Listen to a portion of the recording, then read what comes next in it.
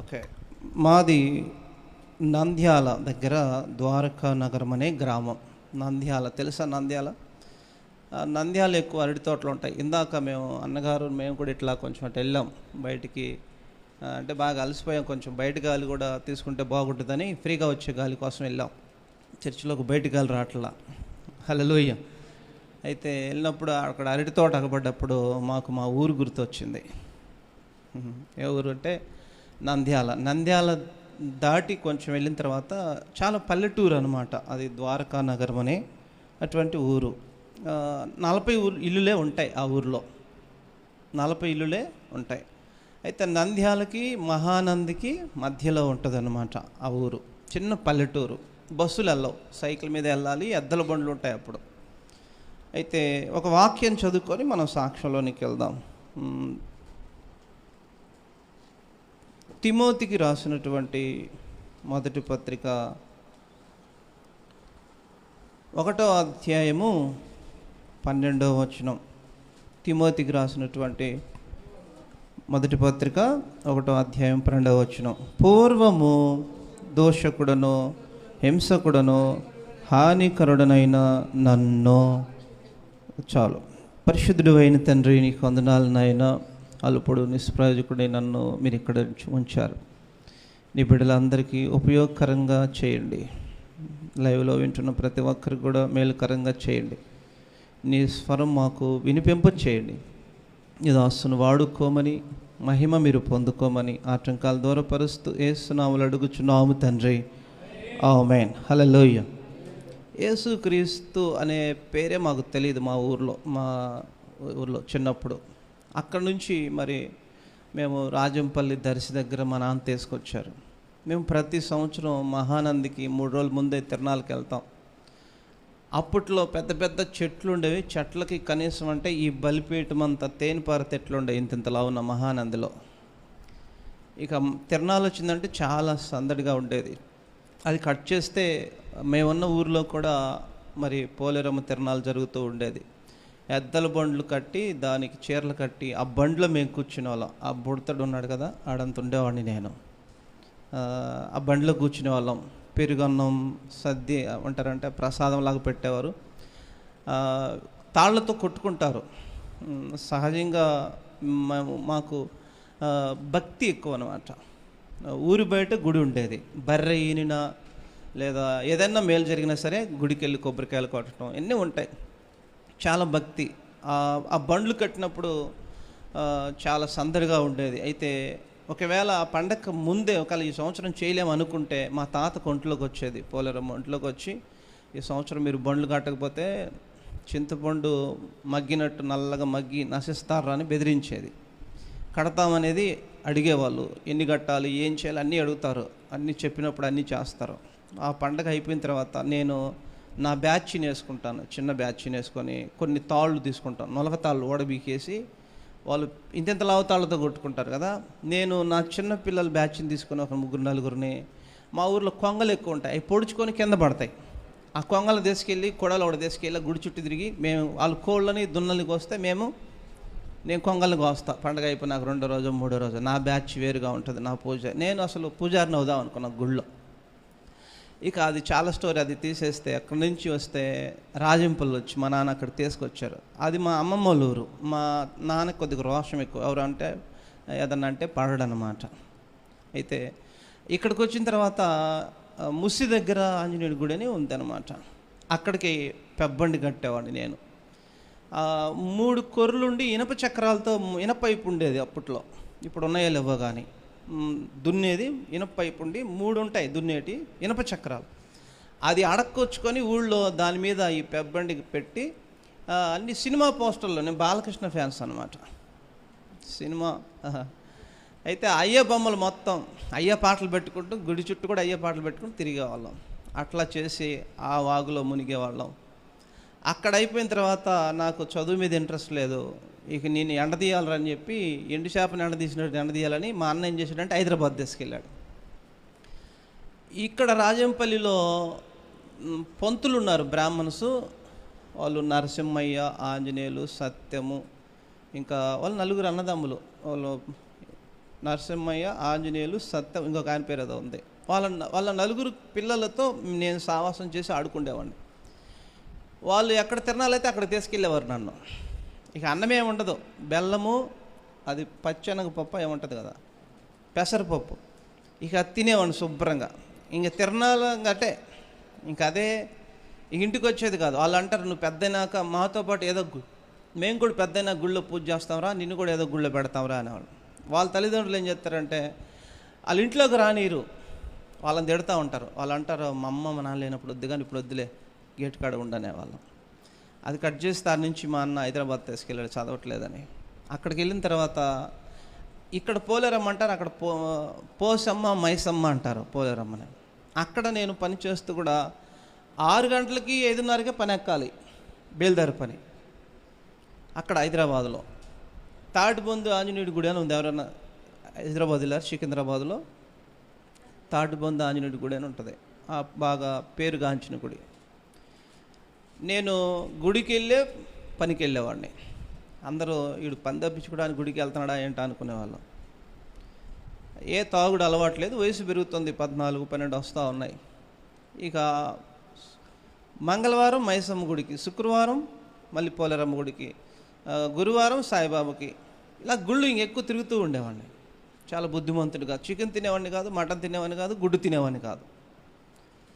తినేవాళ్ళని తిట్టేవాడిని, అసహించుకునేవాడిని. అంటే తినకూడదు అని, అంటే వాళ్ళలాగా బ్రతకాలి అనేది. నేను కూర్చొని ఇట్లా పెట్టుకొని కళ్ళు మూసుకొని వచ్చేగాలి పోయేగాలి పీల్చుకున్నాను బ్రహ్మంగారులాగా. అది చెప్తే చాలా ఉంది, సరిపోద్ది, గంట పైన అవుద్ది, స్తోత్రం కలుగును కాక. అలా చేసుకుంటూ ఉండేవాడిని, ఎవరితో తిరిగేవాడిని కాదు, నా పాటికి నేను ఉండేవాడిని. సినిమాలు కూడా పెద్దగా చూసేవాడిని కాదు. ఇంకా అక్కడికి వెళ్ళిన తర్వాత తల్లి తండ్రి దూరం అయ్యారు కనుక సినిమాలకి అలవాటై పడ్డా. అక్కడ పోయిన తర్వాత ఫ్యాన్స్ మారింది శ్రీహరి. ఇక అది ఏముంది, ఎవరిష్టం వాళ్ళది కదా. ఇక ఒక సినిమాకి వెళ్ళి 2 సార్లు చూసేవాడిని, అది అంత చెత్త సినిమా అయినా. సికింద్రాబాదులో వయసు పెరిగింది కొంచెం, కట్ చేసి చెప్తున్నా, త్రాగుడు అలవాటు చేశాడు ఒకడు.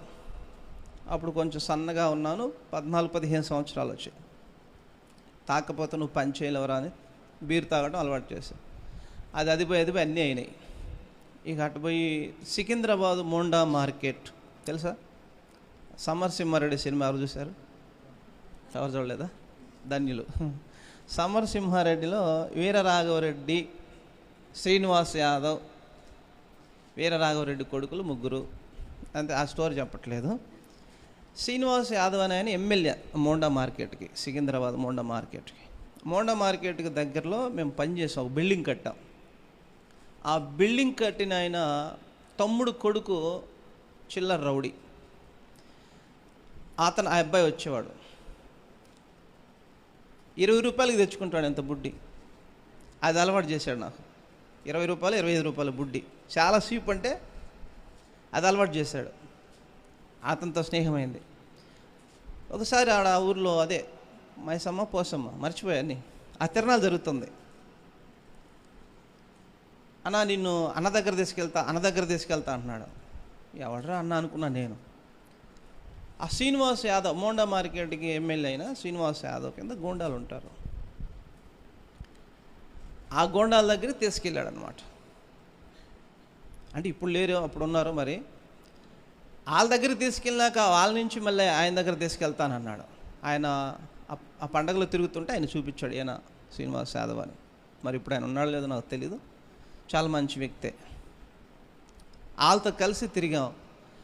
పట్టపగలు సికింద్రాబాద్ చిలకలగూడ అనే గ్రామంలో, సిటీలోనే సినిమాకి తీసుకెళ్ళాడు నన్ను. అతను సినిమా చూస్తూ ఉన్నాం. సినిమాలోనే హాల్లోనే ఓపెన్ చేశారు మందు బాటలు. పక్కనే ఫ్యామిలీస్ ఉన్నారు. ఫ్యామిలీస్ 2-3 లేసి రే అన్నారు.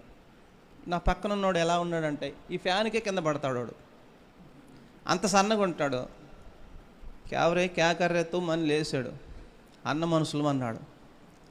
అన్న ఎవడరు అని చెప్పి యజమాని దగ్గరికి వెళ్ళాడు, అదే సినిమా హాల్ ఓనర్ దగ్గరికి వెళ్ళాడు. ఆ ఫ్యామిలీ అతను వచ్చి చెల్ అన్నాడు. అన్న మనుషులు అనగానే ఆయన ఏం మాట్లాడాల. పట్టపగలు సినిమా హాల్లో తాగాం. మళ్ళీ భక్తే. ఇప్పుడు పూజారి పోయింది, ఇక రౌడీ అవ్వాలి. ఇక ఏమవ్వాలి? ఇక రౌడీతో సావాసం అయింది కదా, ఇక రౌడీ అవ్వాలి. ఇక నేనేం చేశానంటే ఇట్లా చేయిపెట్టి గోడలు గుద్దుతుండేవాడిని. కట్టిన గోడలు పచ్చిగోళ్ళ వరకునే పడతాయి, వాళ్ళు కడతా ఉంటే నేను పడగొడతా ఉండే. మరి ఈ గోడ ఎవడరా కట్టాను ఎప్పుడంటే ఎవడు చూడలేదుగా, ఏమో అంటే ఇంత ఎత్తి కట్టి బెడ్డేస్తారులే, అది మళ్ళీ మరుసటి రోజు కడతారు. అట్లా అలాగ చేస్తూ ఉన్నాను. అది చేస్తున్నాను. మళ్ళీ భక్తే మాలేయాలని చెప్పి ఊరికి వచ్చాను. ఊరికొచ్చి మేస్త్రి అన్నాడు, నేను బాగా నమ్మకంగా ఉంటాను మేస్త్రిదికి, ఎందుకంటే ఒక బిల్డింగ్ కడితే ఆ బిల్డింగ్ కాడ డిజైన్ కానీ మొత్తం ఆల్మోస్ట్ నాకు బాగా తెలుసు. బాత్రూమ్ ఎటు కట్టాలో, కిచెన్ ఎటు కట్టాలో, ఇంకుడు గొంత ఎటు తవ్వాలో, బోర్ ఎట్టు వేయించాలో. ఇంజనీర్ నేను పోతే ఇంజనీర్ ఉండద్దు, ఇక ఆ నోట్లో మట్టి కొట్టినట్టే. ఆ డబ్బులు ఏదో నాకు నేను ఇస్తా ప్లాన్ అని చెప్తా. కానీ ఇప్పుడు లేదులే, ఇప్పుడు అసలు ఏమీ తెలియదు, మర్చిపోయా మొత్తం. 15-16 సంవత్సరాలు అయింది. అప్పుడు ఇంజనీర్ ఉంటే నేను రాననేవాడిని. ప్రతి ఇంటి ఓనర్కి నా కిందన్న పనివారు చెప్పేవాళ్ళు, ఎర్రయ్యన్న వస్తే నీ బిల్డింగు సూపర్గా ఉంటుందని చెప్పేవాళ్ళు. ఆ ఓనర్ తెలియక మేస్త్రి చెప్పేవాళ్ళు, ఎర్రయ్య అంట కదా, ఎవరు ఎర్రయ్యన అంట కదా మేస్త్రి అని పంపించి అడుగుతూ ఉంటారు అందరూ. ఆడిపోతే నేను అంటాను, నాకు బిల్డింగ్ అయిపోయినాక 10,000-20,000 కావాలి, నువ్వు ఇస్తానంటే ఉంటాలే అంటే నేను రానన్నాను. లంచం. భక్తే. ఇక కొంతమంది ఓనర్స్ డబ్బులు ఇస్తారు, సిమెంట్ బ్యాగులు తెచ్చుకో మేస్త్రి, స్పాంజీలు తెచ్చుకొని 2 స్పాంజీలు తెచ్చి డజన్ స్పాంజీలు రాపిస్తా, 2 సిమెంట్ బ్యాగులు తెచ్చి 10 బ్యాగులు రాపిస్తా. ఇష్టలవిడిగా మోసం. మళ్ళీ భక్తి, మళ్ళీ ఉపవాసం, శనివారం ఉపవాసం మధ్యాహ్నం దాకా ఆంజనేయుడికి, ఎంత ఎండలోనైనా పని. ఇక అట్లా చేస్తూ ఉండేవాడిని. మాల వేసాను, రాజంపల్లి వచ్చాను. చాలా నిష్టగా ఉండాలని తినలా. మందు దాగి బాగా ఎట్టున్నోడిని హెచ్ఐవి వచ్చిన వాళ్ళలాగా ఎట్టయిపోయా.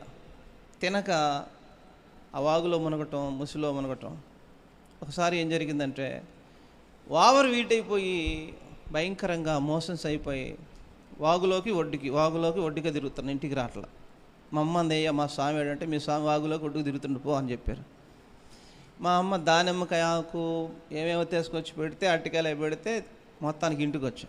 చచ్చిపోతావురా భక్తి తర్వాత సంగతి అంటే, అంత భక్తి పిచ్చిగా ఉండేది. చచ్చినా పర్లేదు అనుకునేవాడిని. ఆ 40 కిలోమీటర్లు నడిచాను. 40 కిలోమీటర్లు నడిచాను. అక్కడ మళ్ళీ 14 కిలోమీటర్లు అది కూడా నడిచాను. 14 కిలోమీటర్లు స్టార్ట్ అయ్యాను. ఒక 1/2 కిలోమీటర్ కూడా వెళ్ళా, పడిపోయాను. తిండి లేదు, ఉత్త నీళ్ళు, శక్తి లేదు, నాడి కూడా ఆడలా. నాతో పాటు ఒక అతను, ఆయనకు చెప్పింది, అయ్యా పిల్లోని జాగ్రత్త అని. ఈడేమో చెప్తే వినడు, తినడు. అదేమంటే భక్తి ఇలానే ఉండాలంటాడు. అప్పుడు ఆయన మాట్లాడే మాట నాకు ఎక్కడో వినపడుతుంది. ఇప్పుడు వాళ్ళ అమ్మేమో నాకు చెప్పింది, నేనేం చేయాలి, వీడికి ఎంత చెప్పినా వినడని ఆ మాట వినపడుతుంది ఎక్కడో. ముఖం మీద నీళ్ళు చల్లారు, ఏం చేశారు కానీ మళ్ళీ మొత్తం మీద లేసా. అయితే ఆ పండుకున్నప్పుడు నేను తిట్టా, ఆ దేవుడిని తిట్టా. నేను ఇంత నిష్టగా ఉంటే నేను ఎందుకు పడిపోతాను, నీ శక్తి నాకు ఇస్తే లేపొచ్చు కదా, ఎందుకు పడిపోయానని తిట్టా నేను. రెండోసారి నేనేను మాల అని చెప్పి ఆయన తిట్టా. ఇలా నీళ్ళుతో పోసి మొఖాన నిమ్మకాయ నీళ్ళు తాపి ఏదో మొత్తం వెళ్ళేసి, ఇప్పుడన్నా తినరా స్వామి, నీకు దండం పెడతా, తిన్నాను, చచ్చినా పర్లేదు, అంత నిష్టగా ఉండేవాడిని. ఆడ నుంచి వచ్చేసాను, వెళ్ళిపోయాను హైదరాబాద్. అక్కడి నుంచి వెళ్ళిపోయినాక 2-3 సంవత్సరాలు ఊరికి రాలే.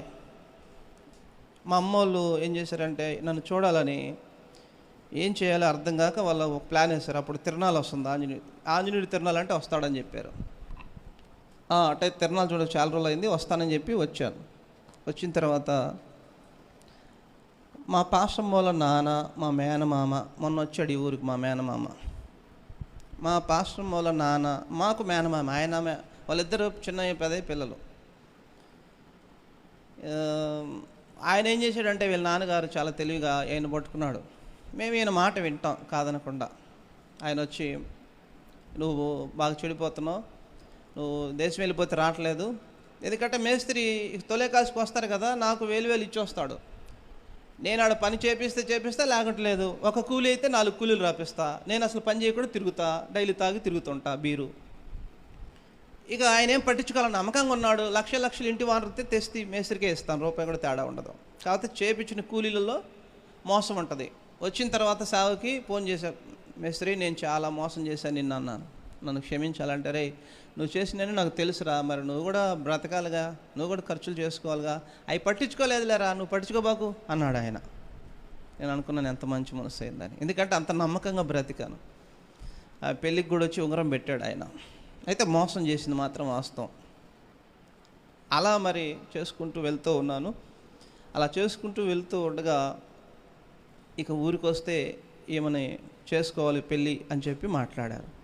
మాట్లాడితే మా పెళ్ళి ఏంటంటే, నేను మీకు చెప్పలేదు, యాదవ్ ఏంటంట, మేము యాదవ్, కులం పేరు చెప్పటం ఇష్టం లేదు కానీ యాదవ్ అంటే అమ్మా గొల్లోళ్ళు అంటే గొల్లోళ్ళకి ఉన్నారు ఇక్కడ ఎవరన్నా, అందరూ వాళ్ళేనా? గొల్లోళ్ళకి ఎంత ఉంటుందంటగా, ఆశీర్వాదమా యాపకాయ? నాకు గుమ్మడికాయ ఎంత ఉంటుంది వెర్రి, ఎంత? ఎవడి మాట వినేది లేదు. ఆ 40 మంది మేస్త్రి కింద ఉంటే వాళ్ళందరూ మొత్తం నాకు నమస్తే పెట్టాలి. నాకంటే ముందు పెద్ద మేస్త్రి అయినాడు కూడా నాకు డౌన్ అయిపోయాడు. అంత ఇంట్రెస్ట్గా నేను నేర్చుకున్నాను పని. మేస్త్రి ఒరే ఇంకా నువ్వు ఎన్నాళ్ళు బొచ్చులు అందిస్తావురా, నువ్వు పని చేయి అన్నాడు. చేయనన్నా. చాలామంది చేత చెప్పించాడు, చేయమని చెప్పండి రావండి అని. చేయను రా, ఎందుకు అసలు అంటే, నేను ఇంకా పని చూడాలి, బాగా చూడాలి, అందిస్తే ఇంకా 2 సంవత్సరాలు అందిస్తా, చూడాలి, బాగా పని చూసి బాగా మైండ్కి ఎక్కించుకొని అప్పుడు ఎక్కుతా అని చెప్పాను. అట్లా ఆ మనిషిని చూసినట్టు గీసి పడేస్తా, ఆ మనిషిని సిమెంట్లో చెక్కేస్తా. ఇప్పుడు కాదు, ఇప్పుడు పోయింది. అప్పుడు అయ్యప్ప బొమ్మ అట్ట ఊరికట్ట చూసుకుంటూ గీసి పడేశాను. సేమ్ ఏదైనా సరే ఒక మనిషిని అలా గీసి పడేస్తా. విద్య లేకపోయినా అంతగా ఆర్టిస్ట్గా చాలా వేసేవాడిని. బిల్డింగ్ కూడా చాలా చక్కగా నీట్గా కట్టేవాడిని. మీరు వెళ్ళి చూడొచ్చు, ఇప్పటికి కూడా ఉంది సికింద్రాబాద్లో సుచిత్ర అనే ఊళ్ళో. ఇంత పెద్ద హాల్ ఉంటుంది ఆ ఇంట్లో, కుక్కలోళ్ళ ఇల్లు అంటారు. మీరు ఎవరు అడిగినా చెప్తారు కుక్కలోళ్ళ ఇల్లు అంటే చెప్తారు, అంటే కుక్కలు ఉంటాయి. పిఓపిలో పెడతారు కదా డిజైన్స్, ఆ పిఓపిలో కూడా పెడతారో లేదు కానీ అంతకంటే అద్భుతంగా చేసాం. ఇప్పటికి కూడా ఉంది ఆ బిల్డింగ్, కలవరేస్తారు. నేను అందరిని మోసం చేస్తే వాడు నన్ను మోసం చేశాడు. నీకు ఎట్లా చూస్తాను, ఎంత ఇస్తాను, అసలు ఎట్టాడి బట్టలు అన్నాడు. శుభ్రంగా అయిపోయిన తర్వాత కంటికి గాని రాకుండా ఫోన్ ఎత్తకుండా ఉంటున్నాడు. ప్రభుని నమ్మలేదుగా, నన్ను మోసం చేసినాడు ఎవడు బాగుపడ్డాడు. ఇలాంటి శాపనార్థాలు చాలా. ఇక ద్వితీయోపదేశకాండము మా పెళ్ళి ఒప్పించారు. నేను ఇంట్లోకి వెళ్ళి తలుపేసుకున్నాను. నాకు పెళ్ళి వద్దురో మొర్రో, నాకు పెళ్ళి చేసుకోవడం లేదు 30 సంవత్సరాల దాకా. హైదరాబాద్లో ఒక ల్యాండ్ కొనాలి, ఒక బైక్ కొనాలి, ఆ తర్వాత ఒక 10 లక్షలు కట్నం తీసుకోవాలి. ఎంత? తెల్లయ్యనా? అన్న పేరేంటి? యేసురత్నం గారు. ఎంత తీసుకోవాలా?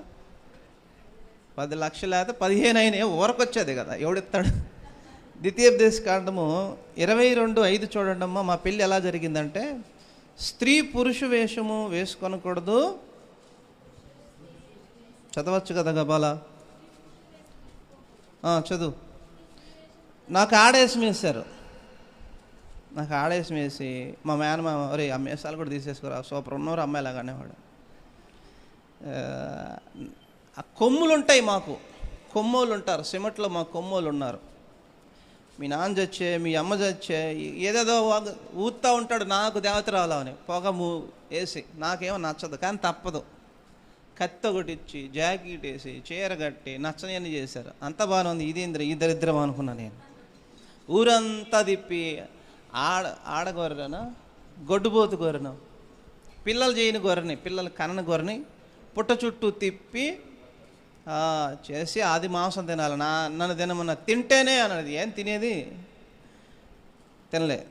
అయితే ఇక్కడ ఉంది కదా, వారు బంగారు దూడను చేసుకొని ఉంటుంది కదా. ఎవరు? 32 నిర్గమకాండ 32:4లో అతడు వారి వద్ద వాటిని తీసుకొని పోగొరతో రూపం ఏర్పరిచి దానిని పోత పోసిన దూడగా, ఆ దూడ బొల్లెవలు ఉంటాయి మాకు తెలుసా?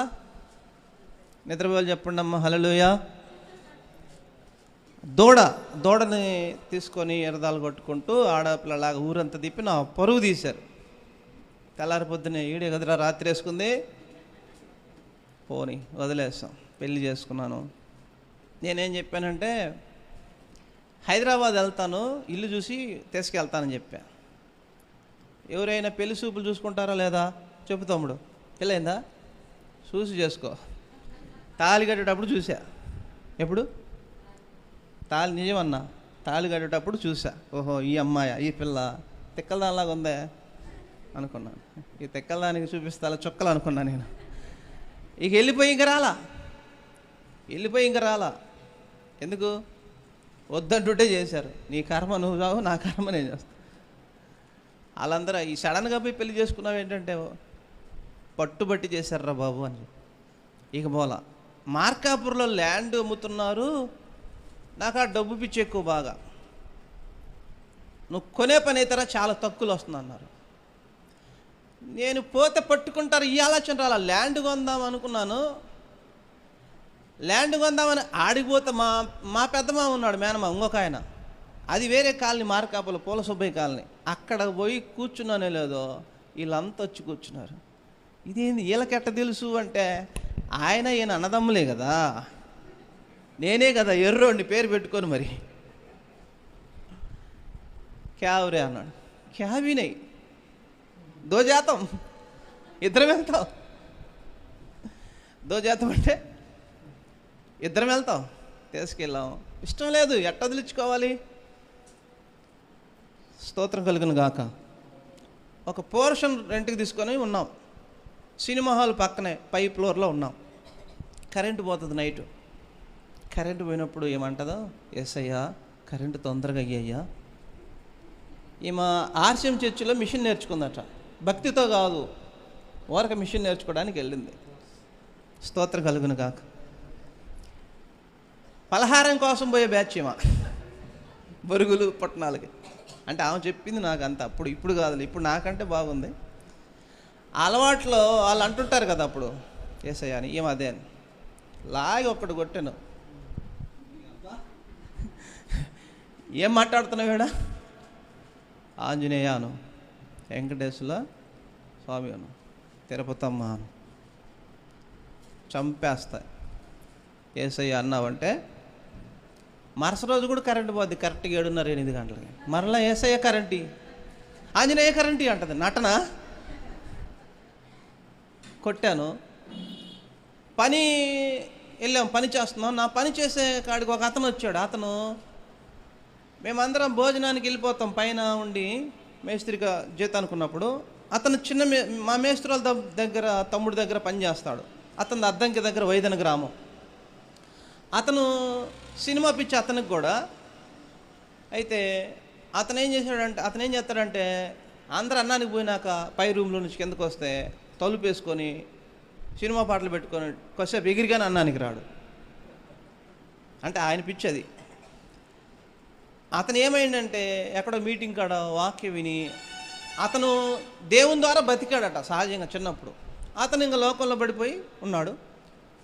అతను మొత్తం మీద దేవుడు పట్టుకున్నాడు. అతను మారాడు. మారి వచ్చినాడు కాముకుండొచ్చు కదా, నా పక్కకు వచ్చి యేసయ్యా నా హృదయ స్పందన నీవే కదా అంటున్నాడు. ఎవడ్రా వాడు? రే ఇలానే. ఎందుకంటే నేనంటే అందరికి భయం. అన్న వందనాలంట. 2వ ఫ్లోర్ పైన. నా సంగతి నీకు తెలీదు, నెట్టేస్తా, చస్తావు, పాడావనుకో, అసలు ఏసై పేరు ఎత్తావంటే అయిపోతావురా నువ్వు. అన్న దేవునికి స్తోత్రం అన్న పాడినంటాడు. ఏంద్ర ఏదో భాషలో తిడుతున్నట్టున్నావు అన్న. ఏం లేదన్న, పరిశుద్ధాత్మ తనలో ఉన్నాడు కనుక పాడకుండా ఉండలేక మళ్ళీ 2-3 గంటల తర్వాత ప్రభువా అనేవాడు. రే అన్న మర్చిపోయానన్న, సారీ అన్న. అట్లా ఇంట్లో ఏమని ఆడ ఆయన్ని. స్తోత్రం కలుగును గాక. అట్లా నెల అయింది. ఒకరోజు అతన్ని కన్నీళ్ళు వచ్చాయి, ఏడ్చాడు నేను తిట్టే తిట్లకి. ఎవడరా నువ్వు అసలు, కూటికి లేని వాళ్ళు దేవుడు తీసుకొచ్చి ఏమేమో చేస్తాం. బాగా తిట్టాను, బాధేసింది. ఎంత తిట్టిన పొద్దున్న వచ్చి వందనాలన్నా ప్రైజ్లాడు దేవుని స్తోత్రం. అది నాకు అర్థం కాదు కదా, తెలియని భాష. నేను తిడుతున్నావేంది వేరే భాషలో, మర్యాద ఉండదు నీకు. ఎంతవరకు ఉంటాలో చాలా గర్వించాను. ఇక నాకు నెల తర్వాత కరెక్ట్గా కాళ్ళు చేతులు చల్లగైపోవటం, కడుపులో తపన. ఒక ఆమెని చంపటానికి కూడా ప్లాన్ చేసుకున్నాను. ఆయన్ని కట్ చేశాను నేను.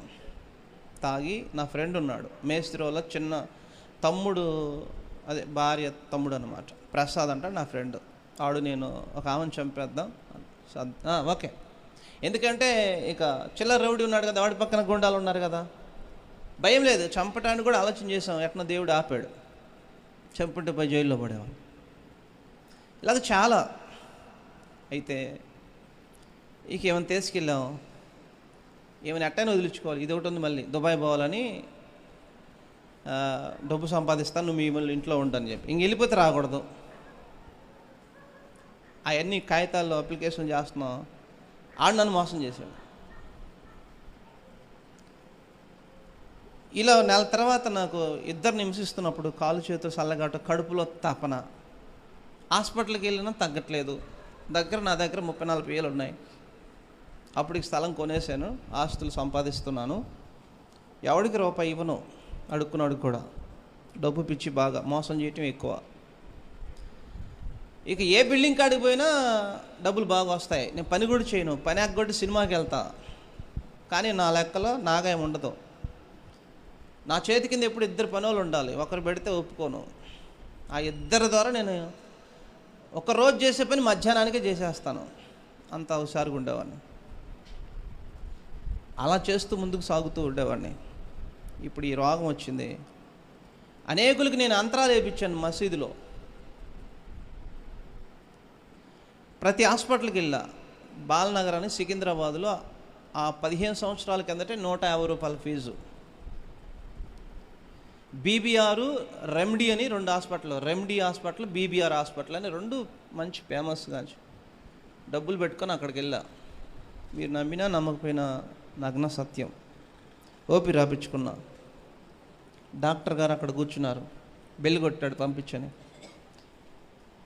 ఇట్లా కాల్ పెట్టి ఆయన దగ్గరికి వెళ్ళేసరికి మొత్తం తగ్గిపోద్ది. మొత్తం తగ్గిపోద్ది. ఇదివరకు ఉన్నట్టే ఉంటుంది. ఆయన చెత్తకోప చెత్తస్కోప నీకు బాగానే ఉంది అంటాడు. నాకు తెలిసింది సార్, బాగానే ఉంది. ఎందుకంటే ఇంకా అడుగు పెట్టే గుమ్మంలోకి అర్థమైపోయింది. మళ్ళీ నాకు దెయ్యం పెట్టిందేమో అనుకున్నా.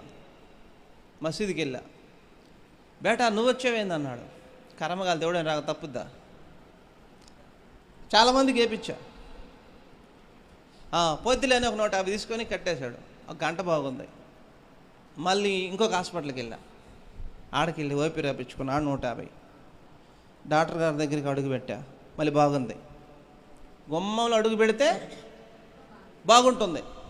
ఇది మామూలు దెయ్యం కాదు, నాకు పట్టిందో అనుకున్నా నేను. మళ్ళీ బయటికి రాగానే అదే విధి. మళ్ళీ సార్ కాడికి వెళ్ళొచ్చా అని అడిగా. అడుగుతాను అంది సిస్టరు. అడిగింది మళ్ళీ వస్తాడు అంటే సరే రామ్మ. మళ్ళీ బాగానే మళ్ళీ బాగైంది. ఏంటయ్యా సార్ బయటికి వెళ్ళగానే బాగలేదు సార్, బయటికి వెళ్ళగానే బాగలేదు సార్. ఆయన కింద మీద చూసి వాళ్ళు దయ్యాలని చెప్పరు కదా, బాగానే ఉందయ్యా నీకేం కాలేదు, బాగానే ఉంది పో, ఈ టాబ్లెట్లు వేస్తా పో, భయపడుతున్నట్టు అని ధైర్యం కోసం ఏవో టాబ్లెట్ రాశాడు. నిద్ర పట్టాయో. ఇక ఇంటికి వచ్చినాక అదే తపన. ఏమేం చేసిందో తెలుసా పాస్టమ్మ గారు? కింద ప్రార్థనకి వెళ్ళే వాళ్ళ దగ్గరికి వెళ్ళి కొబ్బరి నూనె ప్రార్థన చేయించుకొని తెచ్చింది. అది నాకు తెలియదు. ప్రార్థనలు అరికాలు మొదలుకొని పొట్ట ఈ పూత అలా మొత్తం పూస్తే 4 గంటలు బాగుంటుంది. డబ్బాలు దాపో డబ్బులు ఇచ్చి పంపించేవాడిని. అది ప్రార్థన చేసే సంగతి నాకు తెలియదు కదా. అదే తాగటం, అదే పూసుకోవటం, పండుకోవటం. లెగిస్తే ఈ కాలు ఇటుపోతే ఆ కాలు ఇటుపోద్ది. అది ప్రార్థన చేసి నాకు తెలీదు. కాళ్ళని మొత్తం వీటికి లంబాడదేమేం పట్టింది. మళ్ళీ పోయా, తగ్గలేదు కాక. బేటా ఇది మామూలుది ఏం కాదు బేటా, తలుపు వేసాడు, తంగిడి మేళలు, యాఫ్ మండలు, జిల్లడ మండలు మోహాన థూ థూ థూ అని ఊసి మొహం వాసిందా కొట్టి బయటికి పంపాడు. గంటే అన్నా, కరెక్ట్గా గంటే బాగుంది. ఇంటికి వచ్చిన గంటే బాగుంది. మళ్ళీ అదే పరిస్థితి. ఈ ఇంటి పక్కన ఆయన వచ్చాడు. పైన బాల్కనీలో ఇలా ఉన్న చల్లగాలికి చచ్చిపోదాం. అప్పటికి 2-3 నెలలు అవుతుంది బాగలేక. పని ఒకరోజు పోతే ఒకరోజు బాటల. మేస్త్రి ఏమో, రే నీకు ఎంత కావాలంటే తీసుకెళ్ళి చూపించుకు, ఏంది నువ్వు ఇంట్లో ఉంటావంటే, నేను చెబితే ఇంకా ఆయన నమ్ముతాడా? డాక్టర్ దగ్గరికి వెళ్తే తగ్గుతుంది, బయటకు వస్తే ఎక్కువ అవుతుందంటే ఆయన నమ్ముతాడా? ఏం బాగలేదురా నీకు, అసలు ఏం చూపించుకో, డబ్బులు లేవా ఏంది, అడగట్లేదు, పనికి రాకుండా ఏం అడుగుతావు అనుకుంటా. చూపించుకోవటానికి ఆర్ఎంపీ డాక్టర్ దగ్గరికి వెళ్ళా, ఆడపోయినా అంతే పరిస్థితి. చచ్చిపోదాం. నేను ఎంత భక్తి చేస్తానంటే, పూలు తెస్తే ఆ గోడ నుంచి ఈ గోడ దాకా పట్టాలన్నిటికీ పూలు వేస్తాను. ఇంత కూడా పాస్టర్కి ఇచ్చేవాడిని కాదు పూలు, అసలు పెట్టుకోకూడదు పూలు అని చెప్పి. ఒకరోజు నైట్ పిలిచాను. నేను ఎలా భక్తిని చేస్తానంటే, అదిగా ఆ తమ్ముడు నన్ను తిట్టాడు, పోలేరమ్మ కడుపు నొప్పి రావాలి తెల్లారిలాగా కాకపోయినా సాయంత్రానికని వచ్చింది ఆ అబ్బాయికి. భయపడక, ఇప్పుడేం నేను చేయలే. ఆంజనేయ పలానోడు తిట్టాడు, వాడికి ఏదో ఒకటి జరగాల అంటే జరిగిద్ది వాడికి 3 రోజులకైనా. అంత నేను ప్రయాణంలో కూడా ఎప్పుడు అదే ధ్యానం, ఆంజనేయ పోలేరమ్మ, ఆంజనేయ పోలేరమ్మ అనుకుంటూ ఉండేవాడిని. ఇలా చేశారు కదా, నాకు ఎవరైనా బాధిస్తే, ఇప్పుడు నాకు బాగలేదని వీళ్ళందరూ నిద్రపోయినాక, భార్య పిల్లలు నిద్రపోయినాక అడిగితే ఏ సమాధానం లేదు, మాట్లాడట్లేదు, నాకు సమాధానం రావట్లేదు. ఈ లోపు కింద నుంచి ఒక ఆయన వచ్చాడు. చచ్చిపోదాం, ఉన్న డబ్బులు తీసుకెళ్ళి అమ్మకు కొద్దిగా ఇచ్చి, మనం తీసుకెళ్ళి ఇంట్లో వాళ్ళ ఇంటికాడ వదిలిపెట్టి ఏమో కొన్ని ఇచ్చి, అమ్మకు కొన్ని ఇచ్చి వచ్చి, ఏదో బీర్లోనో దేంట్లోనో పోసుకొని తాగి ట్రైన్ కింద ఏదో చేసి చచ్చిపోదాం, ముందు బ్రతకు, ఎందుకు చచ్చిపో, నువ్వు నీకు తగ్గదు, నువ్వు చచ్చిపో. కానీ బ్రతకాలని ఆశ ఉంది నాకు. నా పిల్లలంటే ప్రేమ ఉంది, ఇష్టం లేకుండా భార్యను చేసుకున్నాను, కానీ భార్య అంటే ప్రేమ ఉంది, మా అమ్మ అంటే నాకు ప్రేమ ఉంది. కానీ నాకు బ్రతకాలనిపిస్తుంది, చచ్చిపో అని చెబుతుంది, ఏం చేయాలో అర్థం కావట్లే. ఈ లోపు కింద నుంచి ఒక ఆయన పైకి వచ్చాడు. వీడితో యేసయ్య అంటే ఏమి తంటాలో అని చెప్పి ఆయన, ఏంటన్నా బాగుందా, ఎట్లా ఉందన్నా అని అడిగాడు. బాగుందా అంటున్నాడు ఏంటి, వీడికి ఎవడు చెప్పాడు నా బాగలేని సంగతి అనుకున్నా మనసులో. అన్న ఏంటి, ఏంది, ఎలా, ఏం చేస్తారు అంటే, ఆయన రూట్లో ఆయన తెలివిగా విశ్వాసి, బాగా మంచి రూట్లోకి వచ్చి మొత్తం మీద యేసయ్యని ఎక్కించాడు లోపలికి. స్తోత్రం చెప్తారా? ఇక మొత్తం మీద అటు చేసి అన్న, ఒక్కసారి ఇన్ని సంవత్సరాలు యేసయ్యని నమ్మావు కదా, ఇన్ని సంవత్సరాలు ఇవి చేసావు కదా, 6 నెలలు యేసయ్య దగ్గరికి రా, మందిరానికి రా, నమ్ముకోగాకు, తగ్గితే నమ్మాలనిపిస్తే నమ్ముకో, లాంటి విడిచిపెట్టు, నీకు తగ్గితే నమ్ముకో, ముందు మందిరానికి అవుతారా. అల్లా మా దేవుడు గొప్ప అంటారు, విగ్రహారాధికులు మా దేవుడు గొప్ప అంటారు, యేసయ్య మా దేవుడు గొప్ప అంటారు, ఇవన్నీ కాదు, నువ్వు మందిరానికి రా, వచ్చి నీకు బాగైతే ఇష్టమైతే నమ్ముకో, లేకుంటే తగ్గినాకైనా మానుకో, నీ ఇష్టం. నేను అన్నాను, బీరు తాగచ్చా, ఒరే నీకు ముందు ఆరోగ్యం చూసుకోరు అనుకున్నాడేమో, తాగన్నాడు. కళ్ళు తాగచ్చా, ఒరే ఈడు ఎంత పనికి మానాడు అనుకున్నాడు, తాగచ్చు అన్నాడు. అట్టయితే వస్తాలా అన్న. మందిరానికి వెళ్ళాను. నమ్ముతారో లేదో, మందిరంలో కూర్చున్నంతసేపు నాకు శలాన్ని కట్టినట్టుంది. మందిరం నుంచి ఇంటికి రాగానే మళ్ళీ అదే పరిస్థితి. పాస్టర్ గారిని పిలిపించారు, ప్రార్థన చేశాడు. ప్రార్థన చేసి వెళ్ళిన తర్వాత ఇంకా ఎక్కువైంది. ఏం పాస్టర్ గారు రా బాబు, 50 రూపాయలు కానుకిచ్చాను, ఇదేంది ఎక్కువైంది.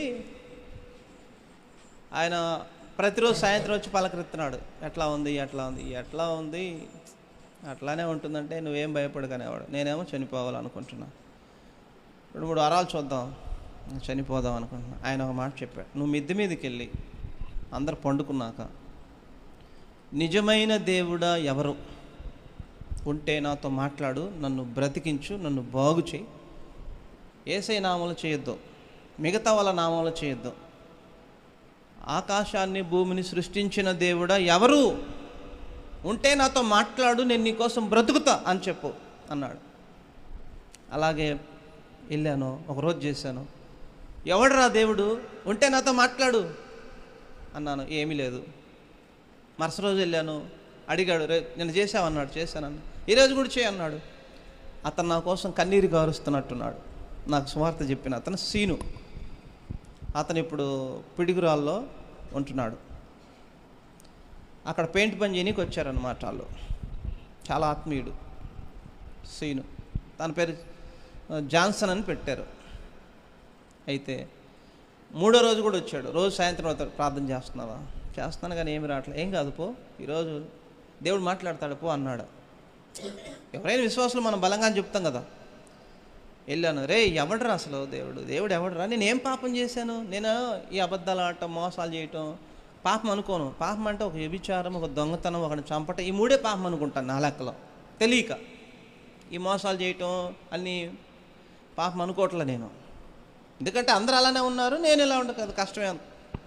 ఆ రోజు వెళ్ళి చివరిగా ఈరోజు నేను ఇంకా చేయను, రేపటి నుంచి ప్రార్థన, రే ఎవడైనా ఉంటే దేవుడైనా ఎవడుంటే నాతో మాట్లాడండి అని ఏడ్చి ప్రార్థన చేసి నాకు బ్రతకాలనిపిస్తుందిరా. ఇలాగనే ప్రార్థన చేసి వచ్చి పడుకున్నాను. కరెక్ట్గా 11, 10:30 అయింది.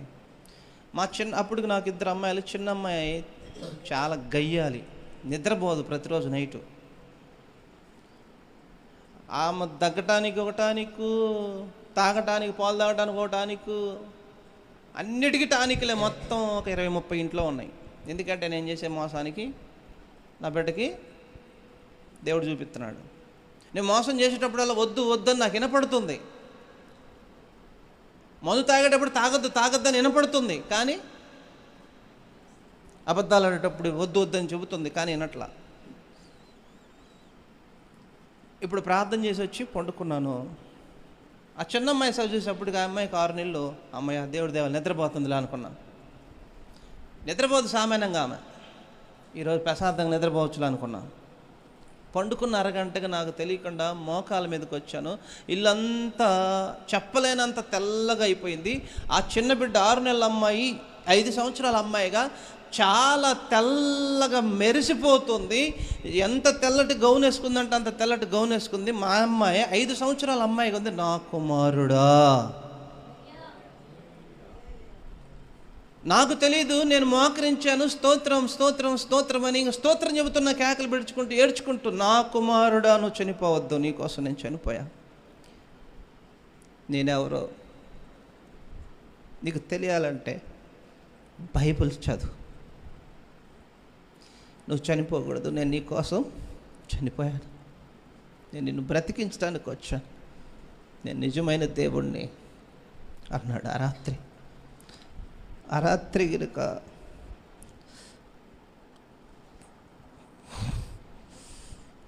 ప్రభు మాట్లాడకపోతే ఈరోజు మీ దగ్గర ఉండేవాడిని కాదు. ఆ రోజు మాట ఇచ్చాను, ప్రభా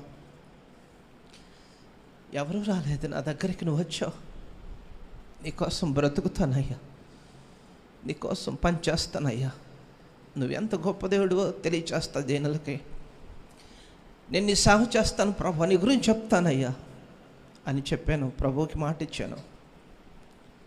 ప్రభు స్వస్థపరిచాడు. మందిరానికి వెళ్తున్నాను. నెలలే, సంవత్సరాలు కాలేదు, ఆయన గాయపడిన హస్తాన్ని చూపించాడు నాకు. ఈ గాయపడిన హస్తం గురించి నువ్వు చెప్పాలి. యేసయ్య అని మెరిచిపోతూ ఉంది పేరు ఆకాశంలో, నా గురించి నువ్వు చెప్పాలంటున్నాడు. నాకేం తెలుసని ఏడుస్తున్నాను. మందిరానికి వెళ్తున్నాను. పక్కన వాళ్ళు అనుకుంటున్నారు ఏడిస్తే అమ్మాయి ఆడవాళ్ళు, వీడు ఏడుస్తున్నాడు ఏంటి అని. రాత్రి తెల్లారి పొద్దున్న ఆయనకు చెప్పాను. మరుసటి రోజు సాయంత్రం వస్తే ఇలా జరిగిందన్నాను. దేవుడు నీ దగ్గరికి వచ్చాడు, దేవుడు నీ దగ్గరికి వచ్చాడు, నీకు అయిపోయింది, బాగైపోయింది, ఇంకా దిగులు లేదన్నాడు. దేవునికి మహిమ కలుగునగాక. బాగైపోయింది. అప్పుడు నమ్మాను, యేసుక్రీస్తు ఎంత గొప్ప దేవుడా, ఎంత శక్తి కలిగిన వాడా, ఎంత బలమైన వాడా, ఎందుకు వీళ్ళంతా చిన్న చూపు చూస్తూ ఉన్నారు? చెప్పాలనే తపన, చెప్పాలనే ఆశ. ఎక్కడ చెప్పాలంటే పల్లెల్లో అసలు అడుగు పెట్టకూడదు, అన్ని జనుల్లోనే తిరిగి చెప్పాలనే ఆశతో ఇక రావాలనుకుంటున్నాను, కానీ ఎలా రావాలో ధైర్యం లేక అక్కడే 4-5 సంవత్సరాలు ఉండి ఆ చర్చిలో ఉండి నేర్చుకొని రాసుకొని బలపడి సేవకు రావటానికి దేవుడు నడిపించాడు. సేవకుడు నేను రాలేదు, నేను భయపడ్డాను, అయ్యా నేను బ్రతకలేను, పేదరికంలో నుంచి వచ్చాను, లక్షలు సంపాదించాను, ఇప్పుడు మళ్ళీ పేదరికంలో నాకు ఇష్టం లేదయ్యా. ఒక సేవకుని పెట్టాను తలమల్లో రాజంపల్లిలోకి. అక్కడుండి ఫోన్ చేస్తే మా అమ్మ కడుపులో ఉబ్బుగా ఉంది. మా అమ్మకి చెప్పాను, చనిపోయేవాడిని బ్రతికానమ్మా, యేసయ్య నమ్ముకుంటే. నేను నమ్ముకుంటానయ్యా, నాకు కూడా బాగలేదనింది. ఆమె కడుపు ఉబ్బుగా ఉంది. ఆమె నమ్ముకున్నామంటే ఆ కడుపు ఉబ్బు తగ్గిపోయింది. మా అక్క బావలు కూడా నమ్ముకున్నారు. మరి అట్ట మా పరిస్థితి అంటే, ఇంట్లో ప్రార్థన చేసుకోండి, ఆడని చర్చి ఉంటే పోండి అని చెప్పేవాడిని. అలాగ ఒక సేవకుడు వస్తే ఆయనకి అప్పగించాం. ఆయనేమో సినిమా హీరోలాగా రెడీ వస్తున్నాడు. దేవుడు నాతో మాట్లాడుతున్నాడు, నువ్వు వెళ్ళాలి, నువ్వు వెళ్ళాలి, నువ్వు వెళ్ళాలని. కానీ నేను భయపడుతూ ఉన్నాను. నేను వెళ్ళనయ్యా, కావాలంటే దశభాగం పంపిస్తా, డబ్బులు పంపించేవాడిని, చీరలు పంపించేవాడిని. ఆ సేవకుని కావాలంటే వాళ్ళ ఇంట్లో ఆ సకలం చూస్తానంటే ప్రభు అన్నాడు, డబ్బు నువ్వు పంపించేది ఏందిరా, నా డబ్బు. నన్ను కొట్టాడు, యేసు ప్రభు కొట్టాడు. అప్పుడు మాట విన్నాను. ఒకసారి కాదు, 2-3 సార్లు కొట్టాడు. బండి అలా వెళ్తున్నాను, పంది అటుకుండా వచ్చింది, 20 వెళ్తున్నాను స్పీడు, పంది అటుకుండా వచ్చి 2 చక్రాల మధ్యలో పడి గడ్డం, చేతులు, మోకాలు మొత్తం ఏమంటారు ప్యాచర్స్ అయినాయి. నాకు అర్థమైంది, దేవుడు నన్ను కొట్టాడు. ఒకసారి 20 టైర్లో ఎన్నో ఉంటుంది లారీ, అది వస్తుంది, అది రాదులే అనుకున్నాను. నేను సడన్గా దాని ముందుకు వెళ్ళాను. వాడు బాగా బ్రేక్ కొట్టాడు. రే నోకలు ఉన్నాయి అలాగంటూ పోయేవాడు, ఎందుకంటే ప్రభు పొమ్మంటున్నాడు, రావట్లేదు. అలాగున దేవుడు నన్ను తీసుకొచ్చాడు. భయపడ్డాం, ఎలా బ్రతకాలి, ఎవరిని అడగాలని. నేను సంపాదించిన ధనము సేవలో ఖర్చు పెడుతూ ఉన్నాను.